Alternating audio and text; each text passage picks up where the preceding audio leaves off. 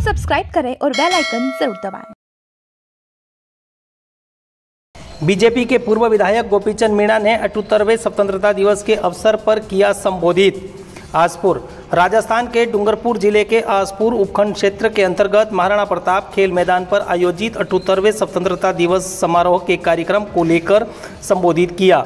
इस अवसर पर आसपुर उपखंड क्षेत्र के कई सरकारी विद्यालय एवं गैर सरकारी विद्यालय के छात्र छात्रा, उपखंड क्षेत्र के सभी विभागों के अधिकारी, स्टाफगण मौजूद रहे, तो वहीं राजकीय एवं क्षेत्रीय पार्टियों के कई नेतागण भी मौजूद रहे।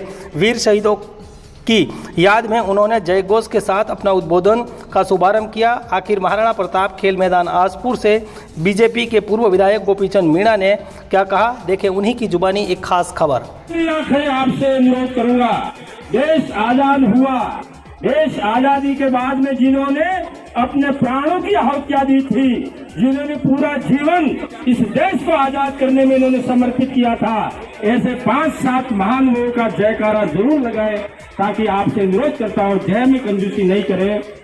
भारत माता की जय, महात्मा गांधी की जय, सरदार वल्लभ भाई पटेल की जय, सुभाष चंद्र बोस की जय, जवाहरलाल नेहरू की जय, लाल बहादुर शास्त्री की जय, भगत सिंह आजाद की जय, चंद्रशेखर आजाद की जय, संत महाजी महाराज की जय हो। आज इस स्वतंत्रता दिवस के समारोह के कार्यक्रम में मुख्य अतिथि के रूप में हमारे बीच में हमारे आसपुर के एसडीओ साहब, विशिष्ट अतिथि की दीर्घा में उपस्थित हमारे बीच में हमारे डिप्टी साहब और सीआई साहब, इस कार्यक्रम के निमित्त पधारे हुए हमारे बीच में हमारे भारतीय जनता पार्टी के पूर्व जिला अध्यक्ष चौहान साहब, हमारे मंडल अध्यक्ष के रूप में नेपाल सिंह जी, हमारे पूर्व ब्लॉक अध्यक्ष के अध्यक्ष करण सिंह जी, हमारे पूर्व मंडल अध्यक्ष परमानंद जी, हमारे बीच में भाई रमेश जी खराड़ी, और इस कार्यक्रम के निमित्त शिक्षाविद के साथियों के रूप में हमारे ब्लॉक शिक्षा अधिकारी जी, हमारे बीच में एसडीओ साहब और तहसीलदार साहब, बीडीओ साहब, विभिन्न विभागों से पधारे हुए सभी अधिकारी गण, कर्मचारी बंधुओं और इस विद्यालय के हमारे संस्था प्रधान, विभिन्न विद्यालयों से पधारे हुए भी संस्था प्रधान, प्रधानाचार्य और गांव से पधारे हुए हमारे सभी नागरिक बंधुओं, मेरे माता बहनें और इस कार्यक्रम के निमित्त पधारे हुए सभी छात्र छात्राओं, मैं इस अवसर पर आप सबके सभी चरणों में कोटि-शत नमन करता हूँ, आप सबका वंदन करता हूँ, आप सबका हार्दिक स्वागत और अभिनंदन करता हूँ। साथियों, मुझे ज्यादा कहने की आवश्यकता नहीं है। इस भारत देश ने, हिंदुस्तान ने उतार चढ़ाव के बहुत प्रसंग देखे हैं।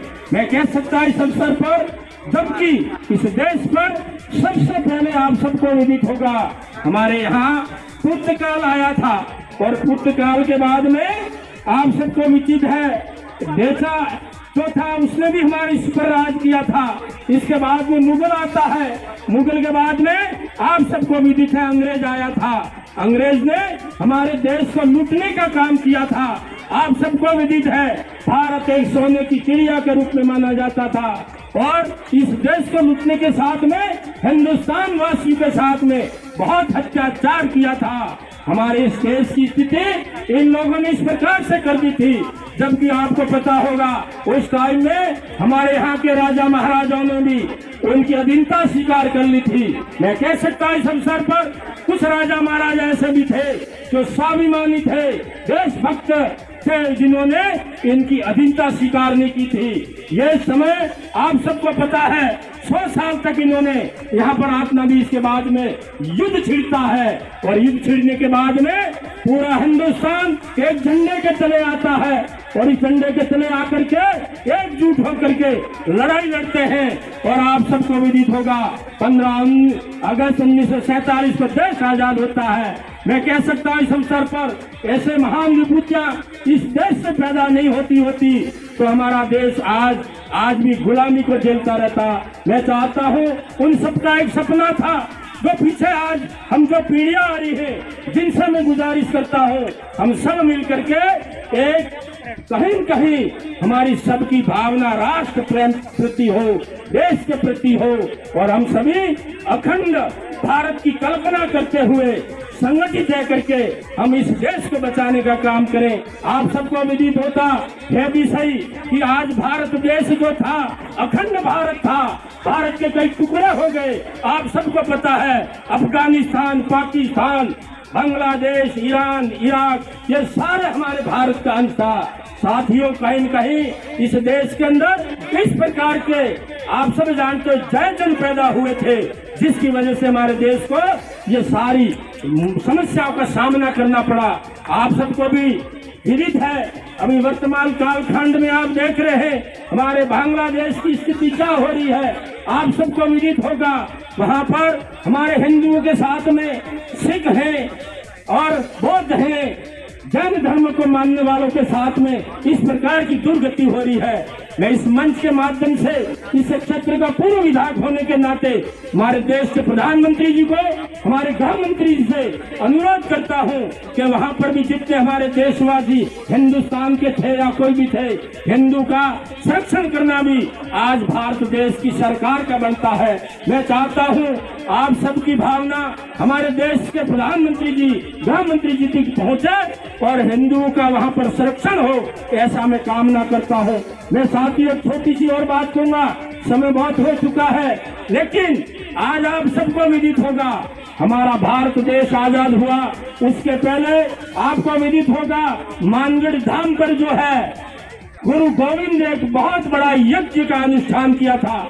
उस अनुष्ठान में कम से कम मैं कह सकता हूँ 1000 से 1500 लोगों की प्राणों की आहुतियां हुई थी।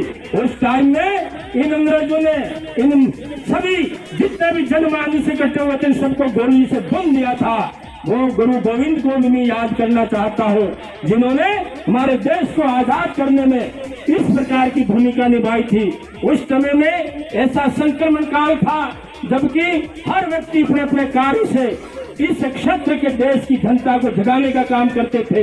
गुरु गोविंद ने भक्ति के मार्फत से जन आंदोलन छेड़ा था और हर क्षेत्र में नहीं कह सकता, मैं गुजरात, मध्य प्रदेश और राजस्थान में 1.25 लाख धूणियां गुड़ी थी और उस धूणी के माध्यम से भक्तों को आगाज किया था। यह काम करने का गुरु गोविंद ने किया था। मैं उसकी 2 पंक्ति जरूर गाऊंगा ताकि हम सभी इस बात का ध्यान रखें, हमारा देश वापस इस प्रकार से कभी भूला। News 24 पब्लिक लाइव चैनल को सब्सक्राइब, लाइक और शेयर